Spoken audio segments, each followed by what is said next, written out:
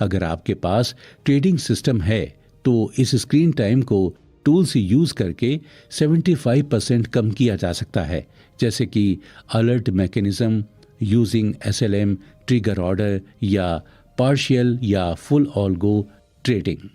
Tip 1, अपने work schedule की जांच करें और तय करें कि आप इंट्राडे ट्रेडर या पोजिशनल ट्रेडर बनना चाहते हैं। अगर आप इंट्राडे ट्रेडिंग चुनते हैं तो प्लीज़ नोट करें कि आपको ट्रेड की अपॉर्चुनिटी ज़्यादा मिलेंगी और इसलिए नॉइस एंड फेलियर रेट भी ज़्यादा होगा। 2, राइट ट्रेडिंग इंस्ट्रूमेंट चुनें। स्टॉक मार्केट में हमारे पास 3 ट्रेडिंग इंस्ट्रूमेंट्स हैं। 1 इक्विटी, 2 फ्यूचर्स, 3 ऑप्शंस। इसलिए एक ट्रेडर को पता होना चाहिए कि ये ट्रेडिंग इंस्ट्रूमेंट्स कैसे काम करते हैं। आइए इसे बेहतर समझने के लिए एक एग्जाम्पल लेते हैं। मान लें कि एक ट्रेडिंग अकाउंट में 3,30,000 या 3.3 लाख है। ACC current market price CMP 1,620 है।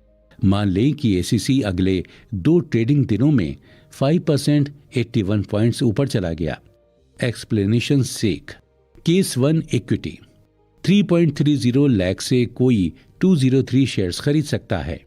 5% अपसाइड मूवमेंट के कारण 16,443 प्रॉफिट हुआ।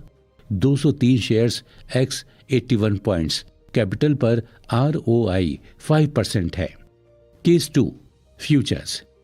3.30 लाख से एक ट्रेडर एक लॉट 500 शेयर्स खरीद सकता है। आप फ्यूचर डिटेल्स वेरीफाई कर सकते हैं।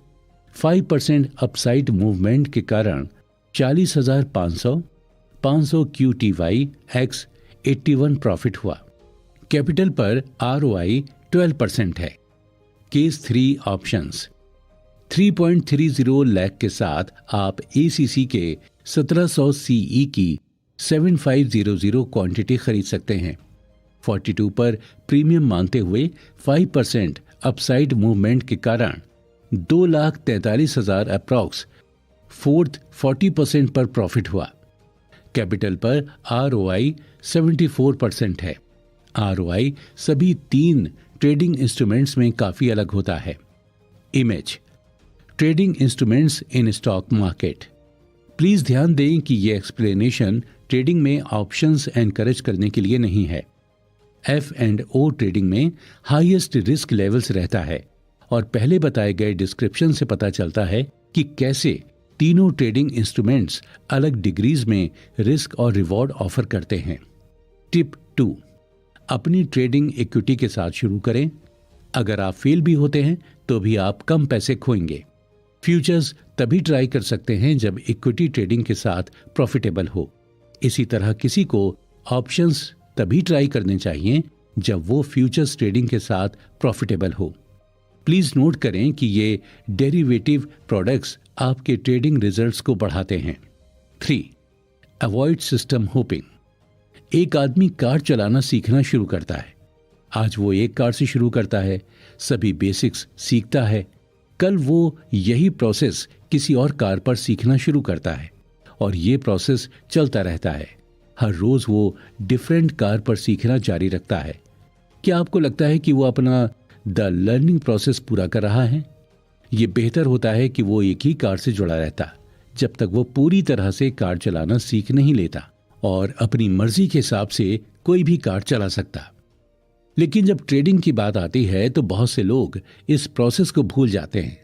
लोग एक इंडिकेटर या एक ट्रेडिंग कॉन्सेप्ट की स्टडी करते हैं और कुछ समय के लिए इसे आजमाते हैं। जब उन्हें कुछ फेलियर्स मिलते हैं तो वो तुरंत दूसरा सिस्टम यूज करना शुरू कर देते हैं या अपने ट्रेडिंग सिस्टम में एक और इंडिकेटर जोड़ने लगते हैं, ये सोचकर कि ये इसे ठीक कर देगा। ये एक विशियस साइकिल है। आपको लिविंग बनाने के लिए केवल एक पैटर्न की जरूरत है। लिंडा रेश्के। आप कंप्लीट बैक टेस्टिंग के बाद ट्रेडिंग सिस्टम को फाइनलाइज कर सकते हैं।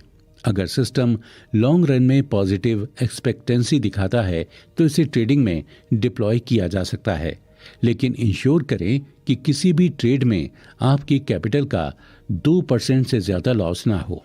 Image profits in trading. Tip 3, 1 साल के लिए अपने ट्रेडिंग सिस्टम को ना बदलने की कसम लें। हर मिस्टेक को स्टडी करें, हर मिस्टेक के पीछे के रूट कॉज को पहचानें और अगली बार अपनी ट्रेडिंग में उस मिस्टेक से बचें।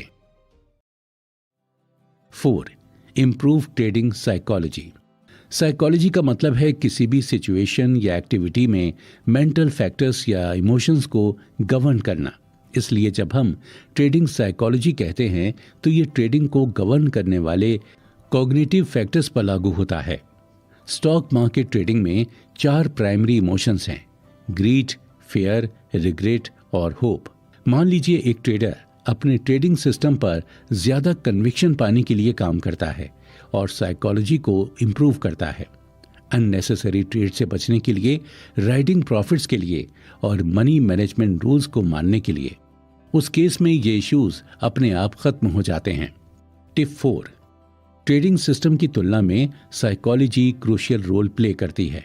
एफर्मेशंस, जो आपके पास जो है उसके लिए ग्रेटिट्यूड डेवलप करना, और मेडिटेशन बेहतर माइंडसेट पाने में और बेहतर ट्रेडिंग डिसीजंस लेने में मदद करते हैं। 5. Learn to face failures. कोई भी माता पिता अपने बच्चों की अपब्रिंगिंग में एक ही कॉमन बात सोचते हैं: फेलियर इज बैड। इसलिए कोई भी माता पिता अपने बच्चों को किसी भी एग्जाम में फेल होते हुए नहीं देख सकते हैं। इसलिए वो सभी तरीकों से इंश्योर करते हैं कि उनके बच्चे हर एग्जाम में पास हों।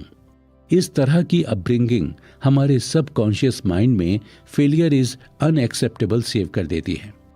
इस एक कारण से कई ट्रेडर्स को बुरा लगता है, कभी कभी पैथेटिक। भले ही वो किसी ट्रेड में थोड़ा सा पैसा खो दें, ऐसा इसलिए नहीं है क्योंकि वो उस पैसे को अफोर्ड नहीं कर सकते हैं, पर ऐसा इसलिए है क्योंकि फेलियर को डाइजेस्ट करना उनके लिए बहुत मुश्किल है। इस समय में उनमें बदले का एटीट्यूड डेवलप हो जाता है और मार्केट से जल्दी पैसा वापस कमाने के लिए वो और ट्रेड करते हैं या हर ट्रेड पर ज्यादा रिस्क लेते हैं। कहने की जरूरत नहीं है कि वो आखिर में और ज्यादा पैसा हार जाते हैं। Image: to become a successful trader, learn to digest failures, work on consistent improvements. Tip 5. Trading में फेलियर इनएविटेबल है। कोई भी अपने ट्रेड में 100% नहीं जीतता है। एक सक्सेसफुल ट्रेडर कम पैसा खोता है जब वो गलत होता है और बहुत पैसा बनाता है जब वो राइट होता है। 6. अ गुड ट्रेड और गुड ट्रेडिंग में फर्क जाने। अ गुड ट्रेड और गुड ट्रेडिंग में ढेर सारे मनी का फर्क है। ज्यादातर ट्रेडर्स अच्छा फील करते हैं जब उन्हें एक ट्रेड में ज्यादा प्रॉफिट होता है और इसलिए ऐसे बड़े ट्रेड के पीछे भागते हैं।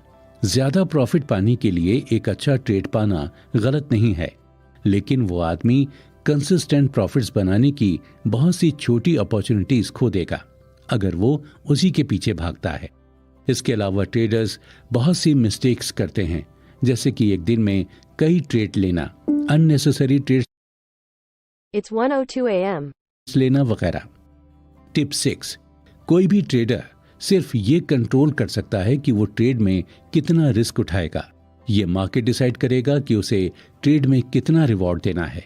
इसलिए अपने ट्रेडिंग सिस्टम में बताए गए एंट्री और एग्जिट मैकेनिज्म को फॉलो करें। 7. Don't get addicted to your salary. The famous book the black swan के लेखक नसीम निकोलस टैलब ने एक बार कहा था, the 3 most harmful addictions are heroin, carbohydrates and a monthly salary. ज्यादातर लोगों के दिल में कुछ सपने होते हैं, लेकिन वो अपने ड्रीम्स को फॉलो नहीं करते क्योंकि वो अपनी सैलरी के एडिक्ट होते हैं। हम में से ज्यादातर लोग कुछ commitments, house loan, car loan वगैरह बनाना शुरू कर देते हैं।